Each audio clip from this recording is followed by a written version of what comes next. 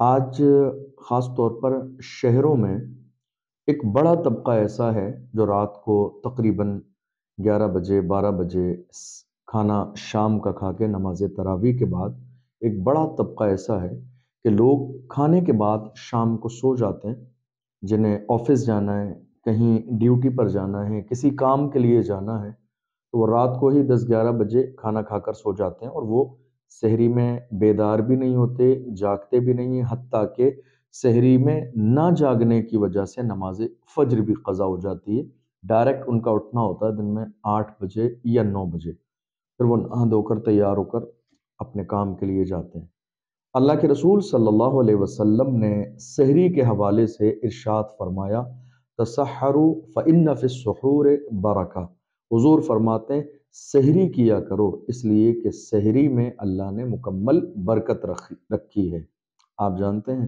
سحری کیا کرو اس لیے کہ اللہ نے سحری میں برکت رکھی ہے ہمارے لیے۔ ایک دوسری حدیث میں اللہ کے محبوب صلی اللہ علیہ وسلم نے ارشاد فرمایا سحری کیا کرو اس لیے کہ سحری کرنے والوں پر اللہ رحمتیں نازل فرماتا ہے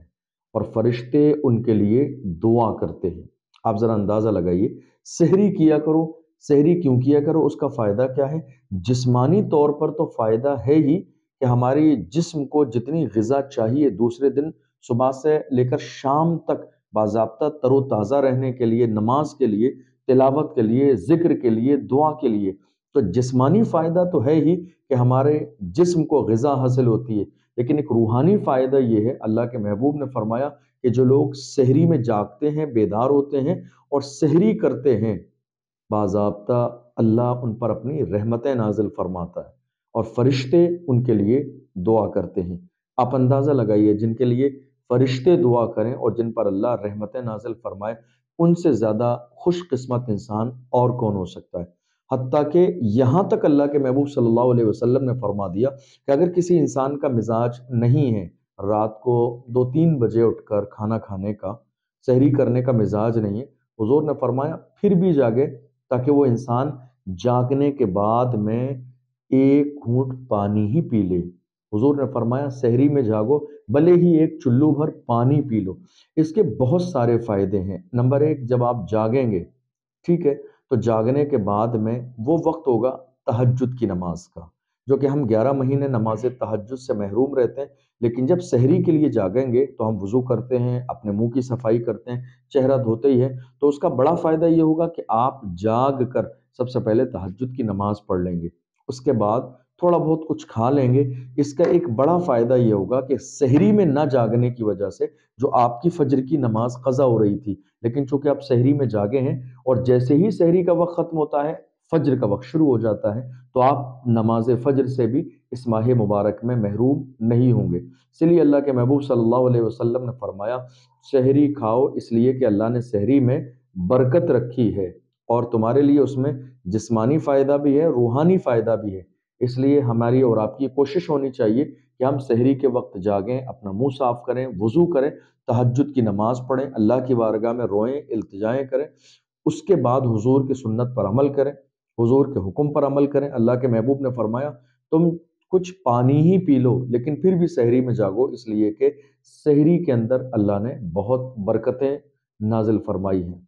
اس لیے کوشش کیجئے، آج سے یہ نیت کر لیجئے کہ آپ کو رات کو کھانا کھا کر اس نیت کے ساتھ نہیں سونا ہے کہ مجھے دوسرے دن جا کے دن میں 8:30 یا 9 بجے اٹھنا ہے اپنے کام کے حساب سے، نہیں، بلکہ سحری اگر کھانے کی عادت نہیں بھی ہے پھر بھی حضور کی سنت پر عمل کرتے ہوئے، حضور کے حکم پر عمل کرتے ہوئے سحری میں جاگنے کی عادت بنائیں۔ اس کا سب سے بڑا فائدہ آپ یہ حاصل کریں کہ اٹھنے کے بعد باوضو ہو کر پہلے تہجد کی نماز پڑھ لیں، اس کے بعد پھر آپ کچھ کھانے کا آپ کا جو مزاج ہے تھوڑا بہت وہ آپ کھا لیجئے۔ دوسرا اس کا بڑا فائدہ یہ ہوگا کہ آپ کو فجر کی نماز مل جائے گی، اور اگر آپ کچھ کھاتے ہیں تو یہ کوئی بری چیز نہیں ہے، بلکہ ایک بڑا فائدہ یہ ہے کہ آپ کی جسم کا بھی آپ پر حق ہے۔ حضور نے فرمایا، مختلف احادیث کے اندر اس طرح کا جو ہے مواد موجود ملے گا آپ کو۔ حضور نے فرمایا تمہارے جسم کا بھی تمہارے اوپر حق ہے کہ تم جسم کو جو اس کی مناسب غذا ہے وہ بھی دو اور جسم کو راحت اور سکون بھی پہنچاؤ۔ بہت سارے لوگ دیکھا گیا کہ جو سحری نہیں کھاتے ہیں، رات کو 10 11 بجے کھانے کے بعد سو جاتے ہیں اور دوسرے دن ڈائریکٹ وہ صبح میں 8 9 بجے جاگتے ہیں کام کے لیے۔ تقریباً ظہر سے پہلے پہلے ان کی کنڈیشن ایسی ہو جاتی ہے کہ وہ ظہر کی نماز بھی درست طریقے سے نہیں پڑھ سکتے، چونکہ گرمی کا موسم ہے، لامحالہ انسانی جسم کو بھوک کا بھی احساس ہوتا ہے، پیاس کی شدت کا بھی احساس ہوتا ہے۔ اسی لیے حضور نے فرمایا سحری میں تمہارے لیے مکمل برکت ہے، یعنی اللہ کے قرب کا ذریعہ بھی ہے، اللہ رحمتیں بھی نازل فرمائے گا، اور جو تمہاری جسمانی کمزوری ہے اس سے بھی تم محفوظ رہو گے، تاکہ تم صحیح سے تلاوت کرو، عبادت کرو، قضا نمازیں پڑھو، اللہ کو یاد کرو۔ تو ان ساری چیزوں کا دار و مدار ہے آپ کے جاگنے پر۔ اگر آپ کی عادت میں نہیں ہے جاگنا، سحری کرنا، ڈائریکٹ آپ اپنے کام کا بہانہ بنا کر دوسرے دن اٹھتے ہیں، تو ایسا نہ کیجئے، آج ہی سے نیت کر لیجئے، آپ سحری کم کھائیں یا زیادہ کھائیں لیکن اٹھنے کی عادت ڈالیے، چونکہ اس میں فائدہ اس نیت کے ساتھ کہ اٹھنے کے بعد آپ تہجد پڑھیں، اور دوسرا یہ ہے کہ فجر کی نماز جماعت کے ساتھ پڑھیں۔ اور یہ بڑی مبارک گھڑیاں ہیں، بڑی مبارک ساعتیں ہیں، نہ جانے ہزاروں لوگ، لاکھوں کی تعداد میں لوگ پچھلے سال ہمارے اور آپ کے ساتھ تھے، جو آج نہیں ہیں، اور جو آج ہیں وہ نہ جانے اگلی سال ہوں گے یا نہیں ہوں گے۔ اس لیے یہ بڑے مبارک دن ہیں، بڑی مبارک راتیں ہیں، یہ لمحات بڑے مبارک ہیں، ان کا جتنا احترام کریں گے، قدر کریں گے، اللہ اتنا ہی آپ سے راضی ہوگا اور آپ کے دل کی مرادوں کو پورا فرمائے گا۔ اس لیے عہد کیجئے، نیت کیجئے کہ ہم سحری میں جاگیں گے، اس نیت کے ساتھ کہ قضا ہماری جو ہے فجر کی نماز بھی نہ ہو اور تہجد کی بھی ہم برکتوں سے مالا مال ہو۔ اللہ کی بارگاہ میں دعا ہے ہم سب کو حضور کے اس حکم پر عمل کرنے کی توفیق عطا فرمائے۔ السلام علیکم ورحمۃ اللہ وبرکاتہ۔